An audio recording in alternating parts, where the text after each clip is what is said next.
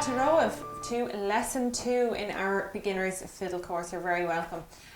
So today we are going to tackle the very first, I suppose, important skill we need to learn when we are embarking on our journey on learning the fiddle, and that is how to get a really clear sound out of your strings. So as I said in our first lesson, we have 4 strings on the fiddle, and today I really want to concentrate on getting a clear and concise sound out of them. You may remember in the first lesson as well that I said that really what we aim as fiddle players is to play our bow as close to the bridge as possible, and that really gives you the fullest sound out of your instrument. For the purposes of just showing you what I'm doing, I'm going to demonstrate this with my fiddle sitting up here beside me before we get stuck in. So we have the G string, which is the furthest away, the deepest sound. Then we have the D string. Okay. Beside the D, we have the A string. And last but not least, we have the highest string, which is the E string. Okay, so before we start playing, maybe you might practice putting the fiddle underneath your chin, like so. You want to keep your wrist out like this. This, I suppose, allows you a lot more to get up and down the neck and across all your strings, more so than keeping your wrist in like that. That's a very bad habit that you should try avoid as soon as you start out. And then you also want to hold your bow like this. Put your thumb in here, okay?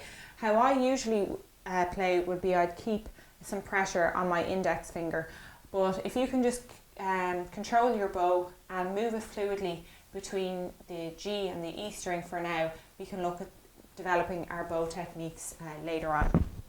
So I would hold the bow like this, if you can see, and starting, we'll play the G string together.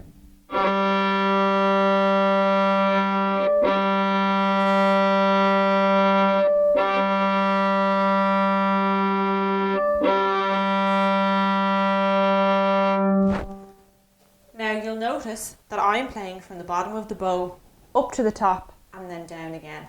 This is a really important practice to develop because, again, it allows you to get the fullest sound that you can out of your instrument. So when you're practicing at home, make sure you're pulling the bow the length of it, basically. We'll have a look now at the D string. This can be a little bit trickier, but just concentrate on only playing the D string.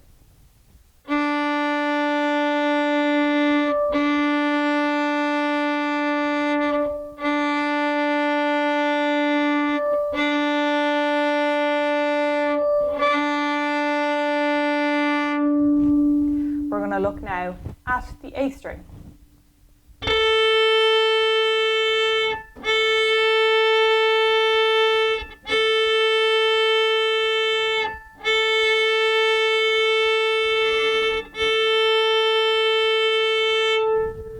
And last but not least, we'll have a look now at the E string.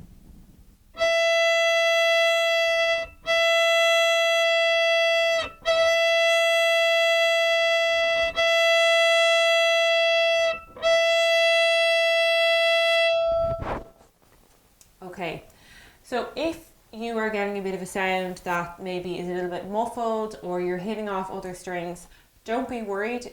That's absolutely normal, and it just takes, I suppose, practice, making sure that you're hitting just that string by itself and you're getting as clear and as nice a sound as possible. There are a few exercises that we can do while we're practicing this at home, just, I suppose, to improve with the fluidity of our bow moving across the body of the fiddle. So you might want to try playing the G string a few times and then jumping across to the E string.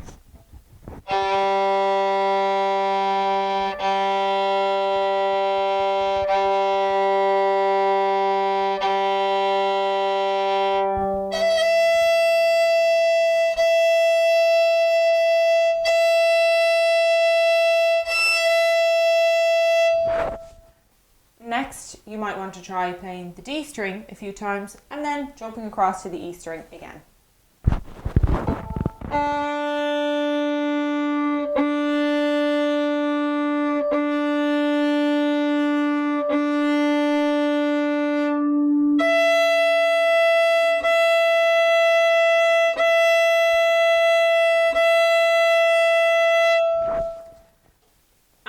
for the sake of making sure we're well practiced, we might try the A string, and this time jumping to the G string.